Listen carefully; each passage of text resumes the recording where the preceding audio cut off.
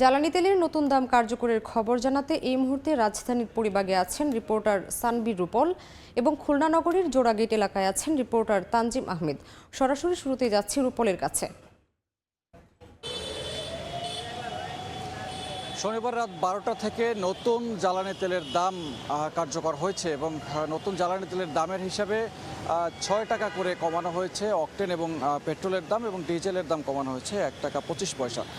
এবং বেশ অনেকদিন পরে এই জ্বালানি তেলের দাম কমলো, এবং এর আগে যে নির্বাহী আদেশে জ্বালানি তেল বিদ্যুতের দাম নির্ধারণ করা হতো সেটি অন্তর্বর্তীকালীন সরকার প্রথমে এসে সেটি বাতিল করে, এবং বাতিল করার পরে নতুন এই দাম কার্যকর হলো। এবং 1 সেপ্টেম্বর রাত 12টা থেকে এই নতুন দামের কার্যকর হওয়া শুরু হলো, এবং এর মধ্য থেকে মানুষজন কিছুটা স্বস্তি পাবে বলে প্রত্যাশা করা হচ্ছে। এবং এর মধ্যে জ্বালানি তেলের যে দাম এর সমন্বয় সেটি আন্তর্জাতিক বাজারের অনুযায়ী দামের সমন্বয় করা হয়েছে, এবং আন্তর্জাতিক দাম যেহেতু কিছুটা কমেছে এবং সেই দামের সাথে সমন্বয় করেই এই নতুন দামের কার্যকর করা হয়েছে। এবং এখন নতুন দামের হিসেবে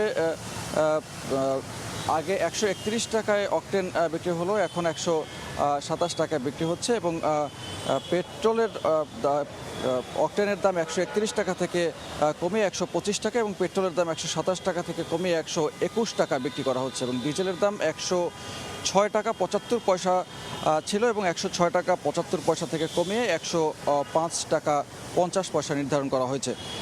এবং নতুন এই দামের ক্ষেত্রে এর আগে যেমন নির্বাহী আদেশে সরকার চাইলেই যখন ইচ্ছে তখন কোনো ঘোষণা ছাড়াই জ্বালানি তেলের দাম নির্ধারণ করতে পারতো, এবং তার আগে যে নিয়ম ছিল সেই নিয়মে অর্থাৎ গণশুনানির মাধ্যমে এই জ্বালানি তেল বিদ্যুতের দাম নির্ধারণ করা হতো। তবে তারপরে সেই আইনটি সংশোধন করার ফলে কিন্তু নতুন করে দাম নির্ধারণ করার ক্ষেত্রে এখন পর্যন্ত নতুন করে দাম নির্ধারণ করার ক্ষেত্রে এখন কার্যকর হচ্ছে নতুনভাবে, এবং এটি একটি স্বস্তির খবর বা বলা যায়। তবে কিছুক্ষণ আগে যারা এখানে পেট্রোল পাম্পে নতুন দামে তেল কিনতে এসছেন, এবং সেই নতুন দামে তেল কিনতে আসা লোকজন যারা বলছেন যে ঢাকার বিভিন্ন জায়গায় পেট্রোল পাম্প কেউ কেউ আবার বন্ধও রেখেছেন, তবে আমরা ঘুরে দেখব যে ঢাকায় নতুন দাম কার্যকর করার ক্ষেত্রে কারো কোনো গাফলতি আছে কিনা। তো এখন পর্যন্ত যে কয়েকটি পেট্রোল পাম্প আমরা খোলা দেখতে পেয়েছি, সেই পেট্রোল পাম্পগুলোতে নতুন কার্যকর দামেই তেল বিক্রি করছেন, এবং নতুন এই দামের স্বস্তি ফিরতে হয়তো অন্য যে এর সাথে সংশ্লিষ্ট যে পণ্যমূল্য আছে সেক্ষেত্রেও হয়তো প্রভাব পড়তে পারে। তো এই ছিল এখন পর্যন্ত নতুন জ্বালানি তেলের দাম নির্ধারণের সবশেষ তথ্য। চলে যাচ্ছে খুলনায়।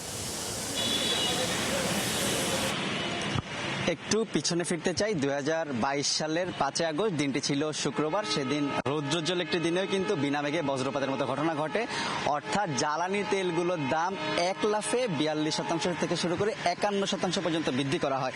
অর্থাৎ ডিজেল, অকটেন, পেট্রোল, কেরোসিন সহ সব ধরনের জ্বালানি তেলের দাম 1 লাফে বেড়ে যায় অনেকাংশে, এবং এর ফলে কিন্তু যে সব পণ্য সব বিভিন্ন ধরনের আসলে দামও বৃদ্ধি পেতে থাকে, এবং এই জ্বালানি তেলের দাম বৃদ্ধির প্রতিবাদে দেশে কিন্তু বিভিন্ন সময় বিক্ষোভ হয়েছে। যারা জ্বালানি তেল ক্রয় করেছেন তারা বিক্ষোভ করেছেন। আমরা দেখছি এই যে অন্তর্বর্তী সরকার দায়িত্ব গ্রহণের কিছুদিনের মধ্যে গতকালকে কিন্তু আসলে জ্বালানি তেলগুলোর দাম কিছুটা কমানো হয়েছে, অর্থাৎ যে ডিজেল এবং কেরোসিনের দাম 1 টাকা 25 পয়সা এবং অকটেন ও পেট্রোলের দাম 6 টাকা করে কমিয়ে আসলে একটি পর্যায়ে নিয়ে আসা হয়েছে। কিন্তু এরপরে কিন্তু আমরা খুলনার সকাল থেকে খুলনার বিভিন্ন যে পেট্রোল পাম্প সহ জ্বালানি তেলের ডিপোগুলো রয়েছে সেখানে ঘুরেছি, তাদের সাথে কথা বলেছি, এবং যারা ভোক্তা সাধারণ রয়েছেন মূলত ভোক্তা সাধারণের উপরেই কিন্তু প্রতিটি দামের প্রভাবটি সরাসরি তাদের উপরে পড়ে। সেই ভোক্তা সাধারণের সাথে কথা বলেছি, তারা যেটি বলছেন যে আসলে এই যে সরকার অন্তর্বর্তী সরকার দায়িত্ব গ্রহণের পরে যে দামটি কমলো এতে তারা সন্তোষ প্রকাশ করলেও বলছেন যে আসলে দামটি আরো কমা প্রয়োজন, অর্থাৎ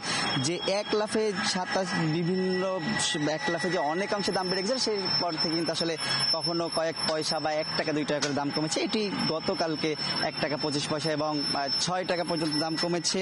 এর ফলে তারা বলছেন যে এই দাম কমাটি আসলে আরো কমাতে হবে, কারণ বিশ্ববাজারে যেভাবে সবকিছুর দাম, নিত্য প্রয়োজনীয় পণ্য সবকিছুর দাম বাড়ছে, এর সাথে কিন্তু জ্বালানি তেলের সম্পর্ক একটি গুরুত্বপূর্ণ ভূমিকা রাখে। তো সেই ক্ষেত্রে আসলে মানুষের স্বাভাবিক যে কার্যক্রম এবং তাদের যে যাপিত জীবন আসলে আরো কিছুটা সহনশীল স্বাভাবিক করতে তারা কিন্তু অন্তর্বর্তী সরকারের প্রতি যারা খুলনা অঞ্চলের মানুষের যারা অনুরোধ জানিয়েছেন, এটি যেন আসলে সময়ের সাথে যতটুকু সম্ভব আসলে কমিয়ে আনা হয়। তো খুলনা থেকে জ্বালানি তেলের যে দাম কমার খবর এবং এর ফলে যে সাধারণ মানুষের উপর প্রভাব, আমার কাছে এই ছিল সর্বশেষ।